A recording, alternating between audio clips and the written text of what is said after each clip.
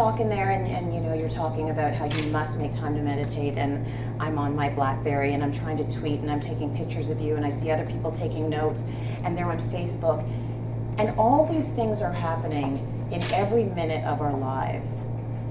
So there has to be a really compelling reason for people to just sit back and do nothing. Why should people meditate? Well, actually, the best use of time is that you compartmentalize your activities. So there's sleep time, there's creative time, there's downtime, there's playtime, there's focused work time, there's social time, and there is what you call technology time. Technology time, so you segment it, you compartmentalize, Yeah. and you only do your technology in a certain time of the day. Yeah, because if you're not present, in fact, what we know about the human brain is that there are three parts to your brain. So there's midbrain, which takes care of everything automatically. It's taking care of your blood pressure right now, and your heart rate, your immune system, homeostasis, self-repair. It's multitasking right now. It's doing trillions of things actually without you being aware of it. Then you have an emotional brain which gets triggered either in a healthy way or an unhealthy way depending on your relationships essentially.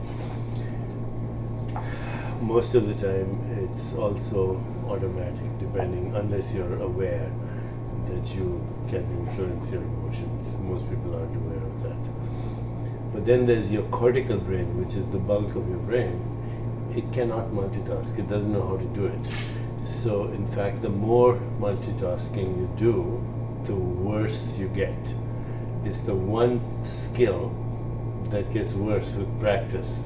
And it also is destructive to your brain. You destroy the neural networks the more you do it. So, we're doing it right now, through addictive behavior, because this is addictive behavior and it causes the same damage as any other addiction. Very interesting. So how do you meditate? So many people have said they try and they can't focus and they can't stay on track. So what is that about? Is that about meditation is not practice? about focusing. It's not about staying on track. It's actually not focusing. It's letting go. It's having no track at all. It's being. There are four aspects to our existence: being, feeling, thinking, and doing.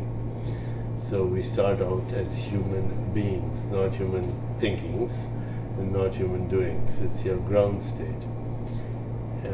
For those who complain, I would say just sit with your eyes closed with no agenda for 15 minutes and you'll have started. Then you can start the other skills that come with it. But even if you can sit quietly with zero agenda, you've started. And don't fall asleep, right? If you fall asleep, it means you need sleep. You haven't slept well the night before. So you don't try to do anything. You don't try to not fall asleep, because your falling asleep is a sign that you need sleep. So on that same track then, you started the 21-day meditation with Oprah, and I'm wondering if that is about taking this concept that some people find hard to grasp and making it more accessible, because it's going to come right up on your iPhone. You're going to have a mantra. You're going to be able to take some time and focus. Is that what it's about, getting your message out there? It is about that, and also about the 21-day meditations we're doing with Oprah have several intentions. One is if people practice something for 21 days, they get to like it, and it's the beginning of a habit. It takes about 66 days actually to groove a habit. But 21 days is a very good start to make it a habit. And we have found through our own research that anything you do for 21 days, and if it's a good experience, you'll keep doing it. So that was one the reason we chose 21 days. The other was that the meditations we do online are actually thematic. So the last one was on relationships. So one before that was on health and well-being. And the one before that was on abundance. So there are themes. What the themes do is they help you seed your consciousness with a particular intention. And it's like putting a seed in the ground. And many times, if the soil is fertile and the person is ready, then they will see the manifestation of that intention. So that's a good way to do it. You know, the last meditation we just finished, there were 700,000 people online every day. It's amazing. And that's never happened, I think, in the history of civilization. 700,000 people in every continent, every country. I've been to countries like Zimbabwe and South Africa, and China and Singapore and Korea. People are meditating, so Can it's kids becoming mainstream. can kids meditate? If it's good for us, is it good for them? Up to 5-6 years, children, their meditation is play. You know, when they're playing, they're totally in that mode. You can't get them out of the play mode. They're in a meditative state when they play act. So one shouldn't interfere with children up to 5-6 years. After about 5-6 years, I usually suggest that if a child is 6 years, you tell them to keep silent for 6 minutes. 7 minutes, 8 minutes. By the time they get 10, their brain is ready to take on meditation. Interesting. And you're not telling them what to think or how to think. You're just saying you're going to be still. You're going to be quiet. That's it for 1 That's minute. it. 2 minutes, 5 minutes. Right. You meditate for 2 hours a day? Yeah, because I wake up early and it's my time to charge my body for the rest of the day, which goes very pleasantly. Did you start at 2 hours a day? Did you start at 2 minutes? I started at 20 minutes, but it built up over the years. I enjoy it so much. Yeah. Obviously you get rewards from doing it, and you're saying if we start doing it, we're going to see the rewards, and we're going to want to do more and Yes. more until we're not going to work anymore. We're just at home meditating. You do less, but you accomplish more. Okay. And then you get to my stage, you do nothing and accomplish everything. Oh, I want to get there. That's where I want to be. Now, you were talking about other lifestyle things that you can do to grow your brain. You've written this book, Super Brain, and it's all about how, we're not using the full capacity of our brain. And one of the things you said was fitness, which I love, because it feels like meditation for me. When I am training, I feel like my brain is firing on all cylinders. I feel very sharp. And then I feel like that dwindles as the day goes on. So what's that about? Fitness is, when you're doing exercise, you grow more neurons, you grow more connections between neurons, and you also make chemicals like the opiates, which everybody calls them endorphins.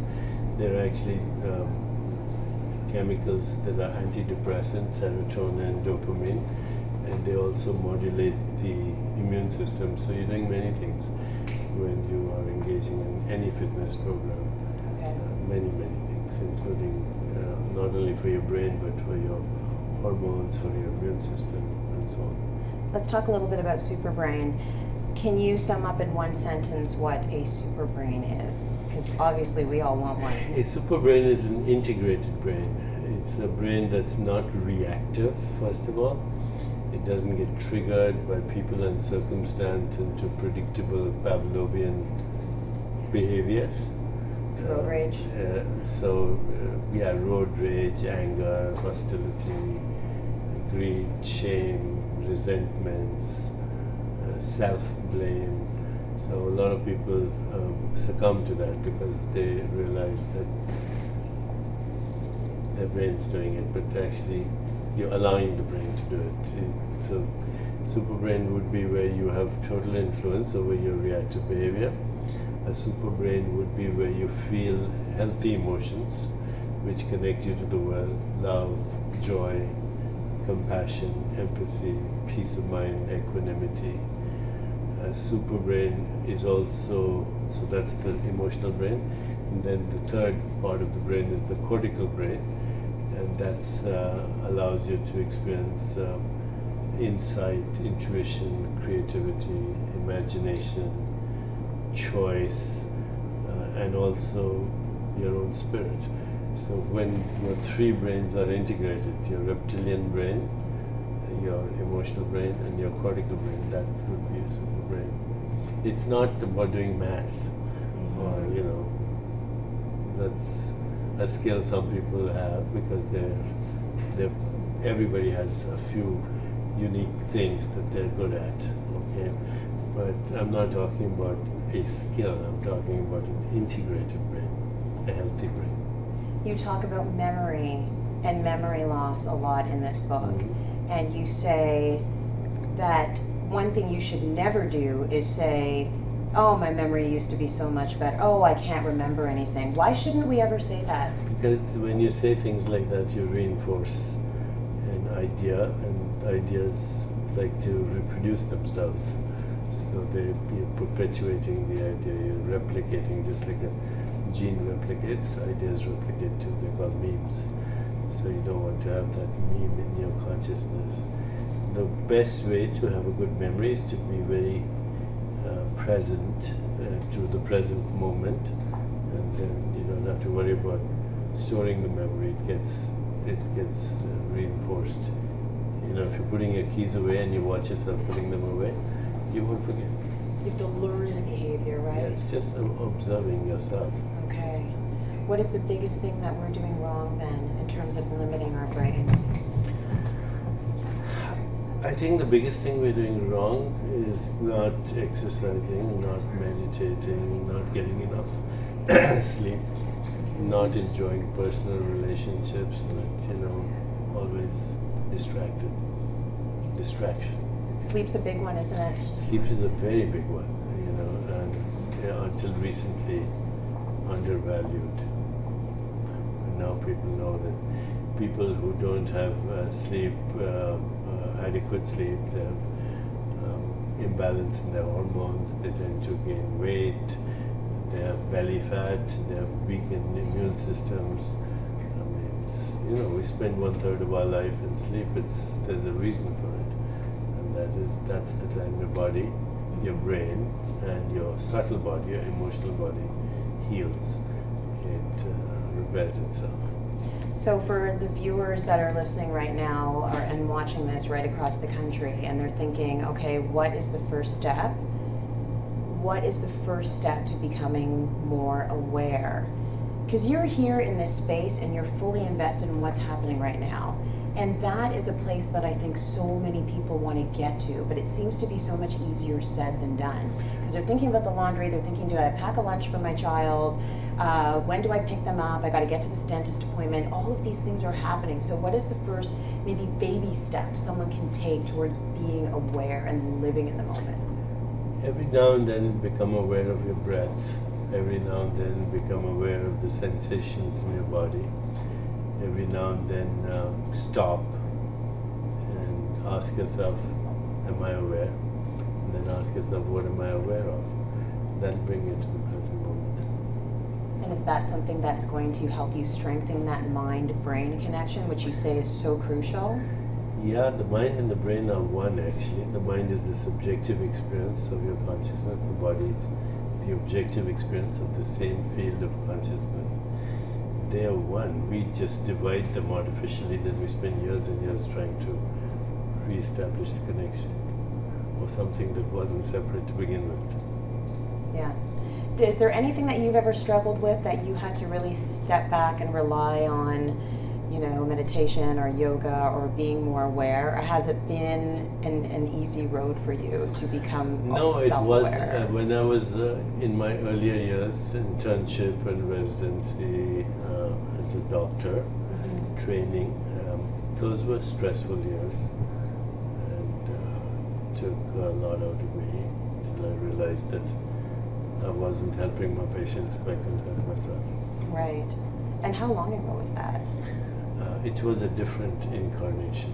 No kidding. Ooh. Were you a cat back then? Or were you still It Deepak was about then? 40 years ago that I was taking my training in my 20s. Wow. in So medicine. in 20 years, you have learned a lot about self-awareness, which is In why 40 years. in 40 years, you've learned a lot. I was shaving years off your life there, Deepak. But You could that's have just fine. I taken that and don't run with believe it. in biological age. Oh, I like that. How old do I not biologically look? Uh, how old do you not biologically look? You're asking me to guess your age? I'm not going to do that. Smart man. You should never do I that. can tell you that I'm biologically today better than I was 35 years ago. Don't take any medication, don't get sick, I've never been inside a hospital except when I was working. Amazing. Okay, so we need to do more sleep. We need to practice some fitness, do some yoga, Actually, meditate a bit. you need to just take it easy. We need to take it easy, take some time Be out. light, don't live in a dream. Right. Stop being in a rush. Chill out for a little bit. Is there something that someone who is very intelligent and sharp and on point doing that someone who is more docile and not reaching their life's goals doing differently? Like, is there a crucial difference between these two people? And is there a reason why? You can reach your life goals and get heart attacks at the same time, get divorced, go on drugs. I mean, a lot of very so-called successful people are totally messed up. And that's not a definition of success. So I think that kind of success is overrated. Success is the progressive realization of worthy goals, but it's also the ability to love, have compassion. Most importantly, it's to be in touch with yourself. If you're in touch with yourself, everything happens spontaneously. I don't believe in goal setting. No goal setting. So you just Happens. go where As I life is said, supposed do to be. less, accomplish more, and ultimately do nothing and accomplish everything. It's called effortless spontaneity in the present moment. But you have to work to get there, don't you? You have to stop working. Driving ambition, hard work, exacting plans are the last refuge of the failure. They lead to heart attacks, divorces, drugs, dysfunctional families. We have, in this particular form that we have right now, you don't get a second chance. Right. Okay. That just leads me to about 5 billion more questions, but Yeah, I you- feel like I could probably talk to you for 10 That's years. fine. These are really good answers. Because I'm just wondering, you are an ambitious person, so Oh no, I'm not ambitious at all. 60, over 65 75. books? No, who's talking? Who's 75 counting? books? But who's counting, right? Who's counting? No, That yes, I'm sounds not like ambitious. ambition No, to it's me. not. I'll tell you what it is. As you grow older, as I grow older, I see the future diminishing. Okay? I also realize that there's never a point of arrival. Never. You feel the same, no matter what. So if there's no point of arrival and the future is diminishing, that throws you into the richness of the present moment. In the richness of the present moment, infinite possibilities. Books get downloaded. Okay, that just clicked. I like that. That's amazing. Yes, Steve? Okay.